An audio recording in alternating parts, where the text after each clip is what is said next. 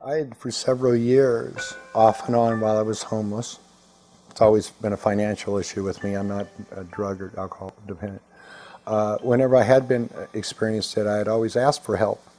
Various agencies, I've always been told, well, there's nothing like what you're asking for. There's just nothing there for long term. For a single man, there's nothing. And that forced me to live in my car. And that's all I had. When I had the money, I would stay in a county or a state park. When I didn't have the money, I would sleep on a curb in my car. When you're homeless, automatically they look at you, there's something wrong with you, and they put you into a level below the general society. And here that's not the case. Where I am now, I actually have a garage space. I was so lucky that when I moved in, within a month, no one had cars. I just happened to have one. Now our unit is smaller than the others for some reason, just the way it was initially designed. We have one shower bathroom for 7 men. Actually, it's done, we work it out real well. It's hard to believe. Women would never be able to function in that environment. This is just head and shoulders above anything else that I've been part of. They really take each person on a case-by-case basis, and they don't apply a general rule to anyone.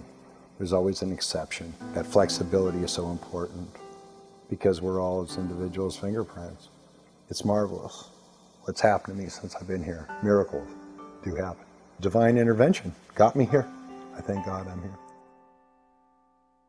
I worked at Chase Manhattan Bank. I was making $43,000 a year. I would never think that this would happen to me, and it did. I ended up losing my job. You know, I had some issues with alcohol, and I ended up losing everything. I don't know, I felt like I was just lost. I felt lost. I felt I didn't have any sense of direction of where I wanted to go. You know, I was just like, I was just so full of pain. I was just one of the thousands of people that you see out on the streets just wandering. And this is like my bedrock right here. This is my starting point right here. They love me unconditionally, you know, even though I have HIV and I'm a recovering alcoholic, you know, they still love me because they see that I want to do better. You know, they see that I want to change and, you know, want to be a productive citizen. I mean, the place is so beautiful. I mean, I have my own room, you know, I have my own bed. I mean, clean linen. I mean, the small things. You know, those are some of the things that I missed when I was out there.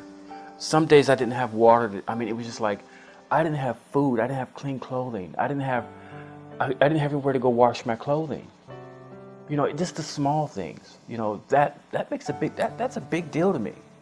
I'm in the process of getting ready to move into an apartment. And I'm also working. I work for AT&T. I want to go back to school. One of my goals is to, it's a long-term goal, is to be a pastry chef. Mercy House, it's a great place. I mean, I'm telling you, I mean, there's people here who really genuinely care about you. You know, it's not about the money. It's not where you come from. It's not who you know. You know, they generally care about you. They want you to be successful. You know, this is a place where you start from scratch. You know, it's mercy. I mean, this house gives you, it's like, this is your grace period right here. I mean, there's light at the end of the tunnel. Mercy House is the light. Oh, yeah.